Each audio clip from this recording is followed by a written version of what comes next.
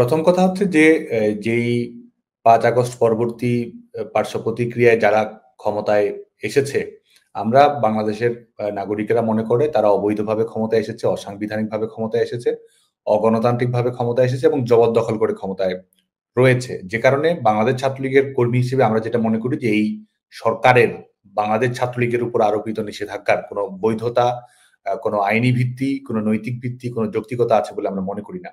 বরং এটি তারা যে এক ধরনের ফ্যাসিস্ট রাষ্ট্র কাঠামো গড়ে তুলেছে, মত প্রকাশের স্বাধীনতা নেই, সমাবেশ করার স্বাধীনতা নেই, সাংবিধানিক অধিকার নেই, মৌলিক মানবাধিকার নেই। এই যে তারা একটি ফ্যাসিস্ট রাষ্ট্র কাঠামো গড়ে তুলেছে, এটির নিরাপত্তা নিশ্চিত করার জন্য, নিজেদের অবৈধ অগণতান্ত্রিক ক্ষমতার নিরাপত্তা নিশ্চিত করার জন্য তারা আজকে বাংলাদেশ ছাত্রলীগের উপর নিষেধাজ্ঞা দিয়েছে। এবং শুধু তাই নয়, আমরা মনে করি যে এর মাধ্যমে বাংলাদেশ ছাত্রলীগের দীর্ঘদিনের ইতিহাস রয়েছে প্রগতিশীলতার পক্ষে থাকা, ধর্মনিরপেক্ষতার পক্ষে থাকা, গণতান্ত্রিক মূল্যবোধের পক্ষে থাকা। যে কারণে তারা মূলত বাংলাদেশ ছাত্রলীগকে নিষিদ্ধ করার মাধ্যমে বাংলাদেশে যারা প্রতিক্রিয়াশীল রাজনীতি করতে চায়, মৌলবাদী রাজনীতি যারা চর্চা করতে চায় এবং যারা এক ধরনের ধর্মান্ধ রাষ্ট্র ব্যবস্থা গড়ে তুলতে চায়, আপনি জানেন গোটা পৃথিবীর সামনে যেটা আমরা বলতে চাই, এই সরকার কিন্তু এই জুলাই আগস্ট সময়ে যে সংগঠিত হত্যাকাণ্ডগুলো ঘটেছে, শেখ হাসিনা সরকার তো বিচারিক প্রক্রিয়া নিশ্চিত করার জন্য কাজ করেছিল, জাতিসংঘকে তদন্ত করার আহ্বান জানিয়েছিল, স্বতন্ত্র বিচার বিভাগের তদন্ত কমিটি গঠন করেছিল।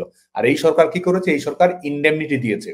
তারা অফিসিয়ালি প্রজ্ঞাপন, অফিসিয়াল ডিক্লারেশন দিয়ে বলেছে যে এই সময়ের মধ্যে আন্দোলনকারী যারা এই পুলিশের হত্যাকাণ্ডের সঙ্গে সম্পৃক্ত, ছাত্রলীগ আওয়ামী লীগের নেতাকর্মীদের সঙ্গে হত্যাকাণ্ডে সম্পৃক্ত, তাদের আইনের আওতায় নিয়ে আসা যাবে না, তাদের কোনো বিচারের মুখোমুখি করা যাবে না। এই সরকারই তো সেই ডিক্লারেশন দিয়েছে। এটির মাধ্যমে প্রমাণিত হয় কারা আসলে এই হত্যাকাণ্ডগুলোর সঙ্গে সম্পৃক্ত। শুধু তাই নয়, এই ৫ আগস্টের পরে আপনি জানেন যে বাংলাদেশের কারাগারগুলো থেকে যারা আন্ডারওয়ার্ল্ডের সঙ্গে সম্পৃক্ত শীর্ষ সন্ত্রাসী, এবং শুধু তাই নয়, যারা নিষিদ্ধ ঘোষিত সংগঠনগুলোর শীর্ষ পর্যায়ের নেতা এবং যারা প্রতিষ্ঠিত বিশেষ করে মৌলবাদী সন্ত্রাসের সঙ্গে সম্পৃক্ত, তাদেরকে কিন্তু মুক্তি দেওয়া হয়েছে। তো তাদের যোগ সাজসের থেকে কিন্তু এই আন্দোলনকে পরিচালনা করা হয়েছে, আন্দোলনকে ভিন্ন খাতে প্রবাহিত করা হয়েছে বলে